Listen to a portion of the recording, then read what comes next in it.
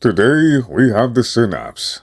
It has a horrible base damage stat, but a lush and full crit chance stat sitting at 39%. Absolutely gorgeous with a very nice crit multi.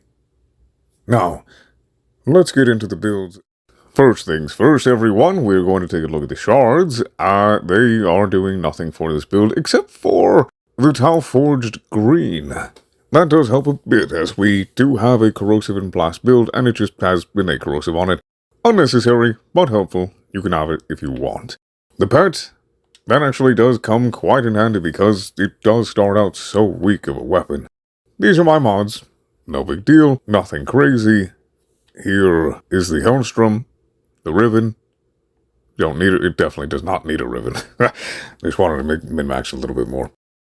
But the Viral does help a lot with this weapon. It does help a whole lot. And the Warframe Arcanes, which Arcane Acceleration does help quite a bit, but for the showcase, I was not running Arcane Acceleration because I wanted to use my reservoirs, and I didn't want to skew the results, because at my current power strength, I have 102 fire rate bonus with the reservoirs. Now, if I had also had Arcane Acceleration, I would have been killing a lot faster. That's 192 fire rate.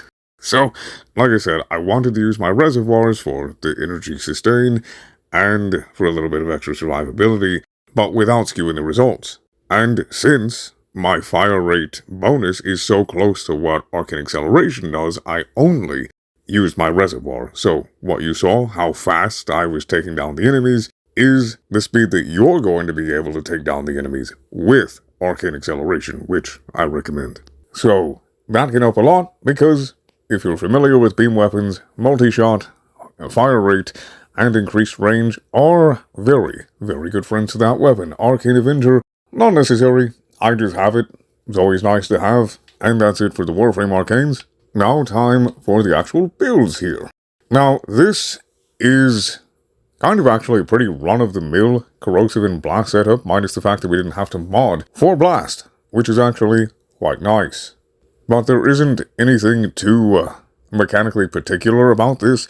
The reason that I'm running Point Strike instead of Critical Delay is because I wanted more fire rate. You know, I wanted to get as much fire rate as I could without compromising damage. You can use Critical Delay if you want. It's really up to you. You know, just pretty run-of-the-mill. It is good. It does help, but as I showed in the showcase, it does struggle with Acolytes. This gun can clear Steel Path, definitely. It definitely can, but there are better candidates for the job. Tenet Kuva Nucor, Ocucore, I mean, Torrid. You know, that exists. But if you wanted to try something a little different, the Synapse. And this does take out some crowds for sure. Now, this build, I actually have a variation for this one. Actually, a couple of different variations here.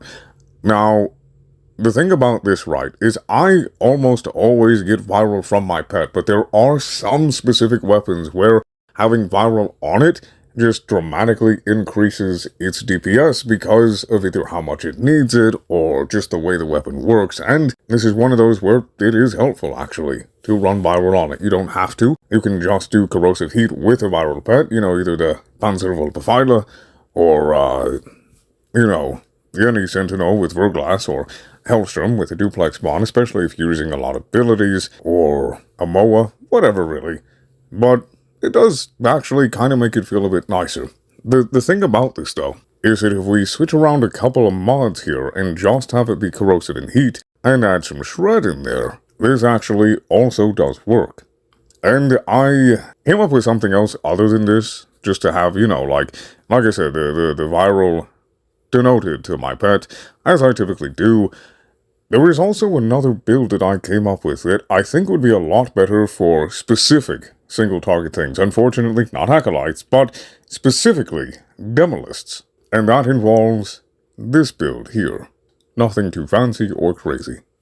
But the way that primary Crux works is very beneficial to that specific niche circumstance. So if you wanted a different and unique single target weapon for things that can take as many procs as possible, you could definitely give the Synapse some consideration. Because you're essentially merely charging primary Crux up instantly.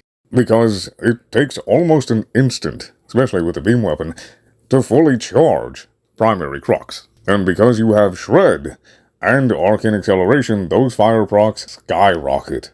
They are very, very quick building.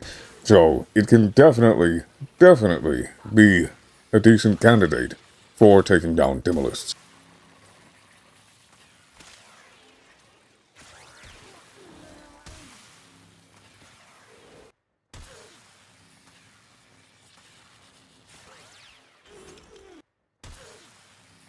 Now, the other thing that I wanted to show, besides that, is this build here. Just something a little different, but pretty similar. Just switching it around so you can have primary Acuity. Nothing too much to explain here other than primary Acuity is multiplicative with other crit chance mods. So that's why all I have in addition to that is Point Strike again, fire rate. That's why I'm using instead of crit delay.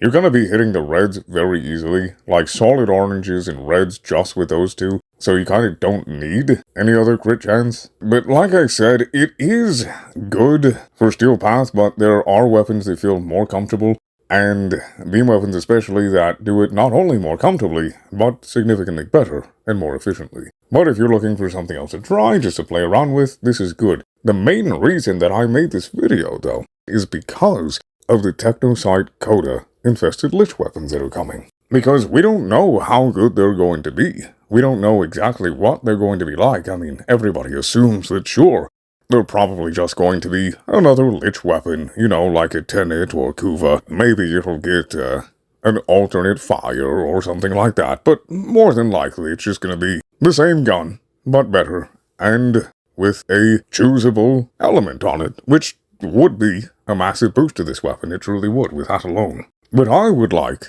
to pitch the hypothesis that what if they actually go a little ham? What if they give these new Infested Lich weapons a pseudo-incarnate form, so to speak, an evolved form?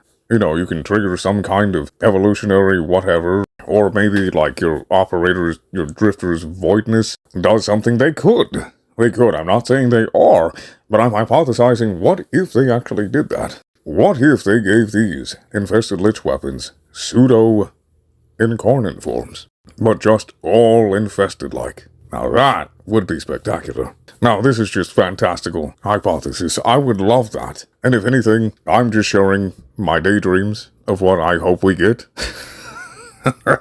Truly I am, so, you know, don't take what I'm saying as fact or anything like that. But even if all we get is basically just an infested form of a Lich version of this weapon, it should help it a lot, especially if they just crank up the base damage and the status chance, or maybe give it, you know, base multi-shot or something. It should be doing a whole lot more.